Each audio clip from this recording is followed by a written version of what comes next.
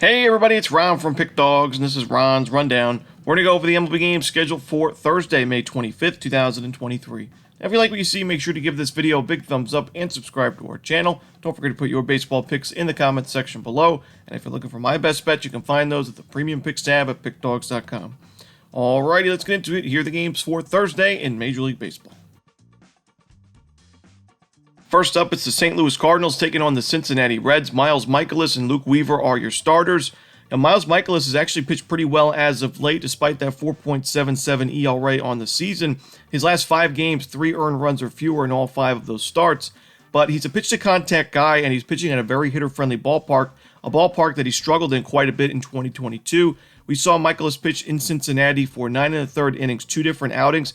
He had an ERA above 9, it's 9.64, with 13 base hits, 10 earned runs, and 4 homers allowed in those 2 ball games.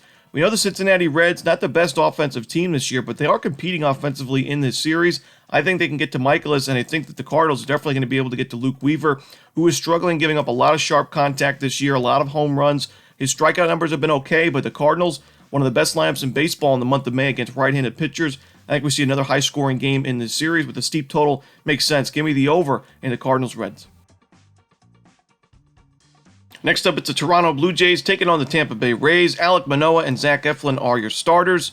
I'm going to lean towards the first 5 under in this game. Zach Eflin, he's still been very efficient on the mound in his last few starts, even though he's given up some earned runs as of late. He's pitching at least 6 innings in each of his last 4 starts. He's still striking out batters, 17 Ks in his last 13 innings. So I'm not really too concerned with his struggles as of late. He's not really walking batters. I do think he could pitch well in this spot, at least early on. And Alek Manoah has pitched really well on the road this season. Not at Rogers Center, but away from home. 27 innings, a 3.33 ERA for Toronto and for Manoah. So I'm going to take the under in the first 5 innings between Tampa Bay and Toronto. In our next game, it's the Miami Marlins taking on the Colorado Rockies. We're going to see 2 lefties on the mound in this one, Braxton Garrett and Kyle Freeland. Now, Kyle Freeland has been on a roll at home lately. His last 2 starts, 11 innings of shutout baseball at Coors. No earned runs, no home runs, and only 1 walk with 13 strikeouts. However, you look at those 2 starts at home. One was on May 14th, the other one on May 3rd, against the Phillies and the Brewers. And you look at those 2 teams in the month of May against left-handed pitchers. You got the Phillies, dead last in baseball in WRC Plus with a 30.1% strikeout rate, which is the highest in baseball. You got the Milwaukee Brewers, who are 26th in the league in WRC Plus against lefties in the month of May. Their strikeout rate at 28.9%, only better than the Philadelphia Phillies. They're second worst in baseball. So arguably the 2 weakest lineups in the league against left-handed pitchers Freeland has faced this month at Coors Field, and that's why he's pitched pretty well. But now you're facing the Miami Marlins, above league average and WRC Plus. They're 6th in isolated power, pretty low strikeout rate at 20.5%. I think this is a tough matchup here for Freeland. I do think that the Marlins get to him early on. I also think the Marlins have the better bullpen and just the better starting pitcher on the mound as well in Braxton Garrett, who is in really good form going into this start. His last start against the San Francisco Giants away from home, 6 1/3 innings, 8 strikeouts, no earned runs. Before that, 5 innings of 1-run ball with 8 strikeouts against the Cincinnati Reds. He's in good form. I like the Marlins in this game on the money line. Next up, we see the San Diego Padres taking on the Washington Nationals. Blake Snell and Jake Irvin are your starters. I think Blake Snell can hold down the fort enough for the Padres bats to back him up and win this game on the run line. I could still see Blake Snell giving up 3+ runs in this game, but Irvin's given up 10 earned runs in his last 2 starts, which have only been a total of 7 1/3 innings against the Mets and the Tigers. His strikeout numbers last game, 2 2/3, only 1 K with 4 walks and 2 home runs. So he is really regressing. The Padres have not been great against right-handed pitchers, but this looks like a breakout spot for him. And the Nationals' bullpen's also been one of the worst bullpens in baseball this year, while San Diego's bullpen has not really been the problem. It's not the reason why the Padres have been losing. The bullpen's been very sharp in the month of May. So I like the Padres' chances to get to Irvin for enough runs and add a few runs on the bullpen as well to get us a run line cover with San Diego.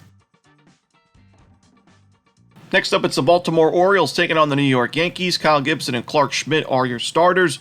I've actually liked what I've seen from Clark Schmidt as of late. When you take away that start against the Rays where he gave those 7 earned runs, he's actually been really sharp as of late. In 3 of his last 4 starts, 2 earned runs or fewer allowed. His strikeout numbers have been there. He's got 54 Ks and 45 innings of work overall this year. So So you look at that 6 ERA, it doesn't look very good on paper, but his xFIP is at 3.89, so much lower, a lot of room for positive regression. His Sierra also low at 3.82. I think he's the much better option on the mound in this game. The Yankees bats hit righties very well. They face Kyle Gibson here, who's got an ERA above 5 on the road this season at 5.09. Only 17 strikeouts on the road in 35 and a third innings of work. Both of these bullpens are strong, but the Yankees have better numbers against right-handed pitchers, and I think they have the better righty on the mound to start the game. So give me the New York Yankees on the money line. Next up, we see the Chicago White Sox taking on the Detroit Tigers. We're going to see Lucas Giolito and Alex Faedo on the mound in this one. I'm going to take a good price here with the Detroit Tigers on the money line at home.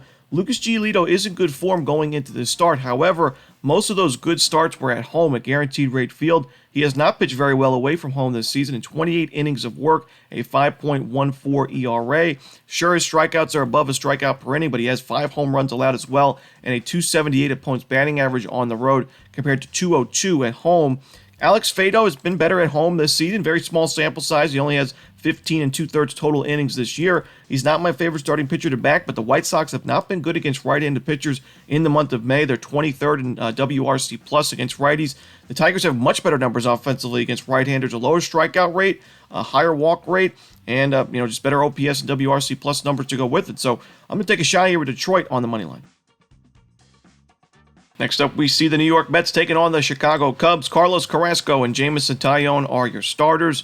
It's tough to have a lot of faith in either of these options on the mound in this game. You got 2 starters with ERAs above 8 here in the middle of May. Now, both of these guys have had some injuries already this season, so they haven't really pitched a ton of innings. Carrasco at 18 and 2/3. Taillon is at 26 and 2/3. I do think Taillon has the higher ceiling, and it's we see his expected numbers are much better than Carrasco's right now. I do think he is currently the better option on the bump, but like I said, not really a lot of faith in either of these guys. I do think the Cubs, with Morel in the lineup, he's been one of the hotter hitters in baseball. It's really helped this offense, an offense that was struggling a little bit in the month of May, at the beginning of the month of May.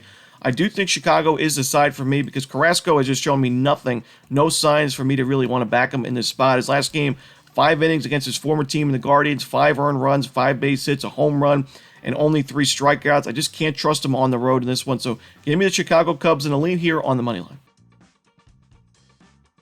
Next up, we see the Philadelphia Phillies taking on the Atlanta Braves. We're going to see Aaron Nola going for Philadelphia. No official starter for the Braves. We know they're dealing with some injuries in their rotation, so they really had to manage it for last couple of weeks or so. But Aaron Nola, he looked pretty good in his last game. Give him credit. And last year he pitched well against the Braves in a lot of innings. He faced the Braves quite a bit last year. 34 and a third innings of work, a solid 3.67 ERA with 41 strikeouts in those 34 innings of work, and a 227 opponent's batting average. The Braves in the month of May have not hit right-handed pitchers very well. I mean, they're 22nd in baseball in WRC+. They're 20th in WOBA. So the Braves have hit lefties a lot better than righties, with Nola in pretty good form, pitching pretty deep into ball games. As of late, his last start, he went 7 innings, a 2-run ball, 10 strikeouts against the Cubs, and a 12-3 Phillies win. I'm going to back the Phillies in this one on the road, so give me the Philadelphia Phillies on the money line. Next up, we see the San Francisco Giants taking on the Milwaukee Brewers. Logan Webb is going for San Francisco. No official starter for the Brewers right now. Logan Webb is pitching really good baseball right now. Not only is his ground ball stuff working, and he's, last game 9-4 ground ball to fly ball ratio, he's also missing some bats. And we saw him earn 7 strikeouts in his last game against the Marlins with 6 innings of work, no earned runs. His last 3 starts, he's gone at least 6 innings with only 1 earned run or fewer in those 3 starts. So really pitching his best baseball and some of the best baseball of his career. And you look at the Brewers on the other side, their offense has not been great against right-handed pitchers in the month of May. The offense in general for Milwaukee has struggled this month, but they are right now 21st in baseball in WRC plus against right-handed pitchers. The Giants have to go from Minnesota to Milwaukee, so it's not really too bad of a road trip travel-wise. I like the Giants in this game to get the job done. I'm going to take the San Francisco Giants on the money line. And the final game for Thursday's card in Major League Baseball, it's the Oakland Athletics taking on the Seattle Mariners. J.P. Sears and Logan Gilbert are your projected starters. Logan Gilbert pitching well this season, coming off a nice start against the Braves where he went 6 innings, a 2-run ball, so quality start with 9 strikeouts in a 7-3 Mariners win.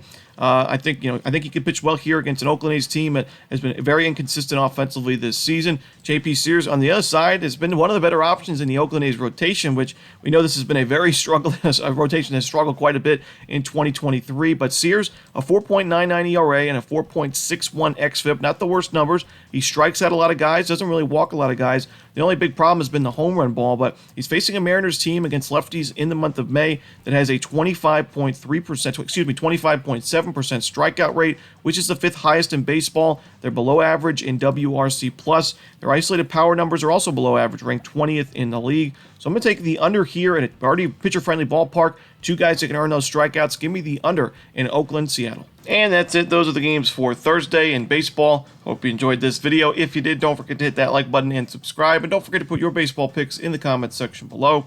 Again, if you're looking for my best bet, you can find those at Pickdawgz Premium. As always, this is Ron Romanelli. Good luck.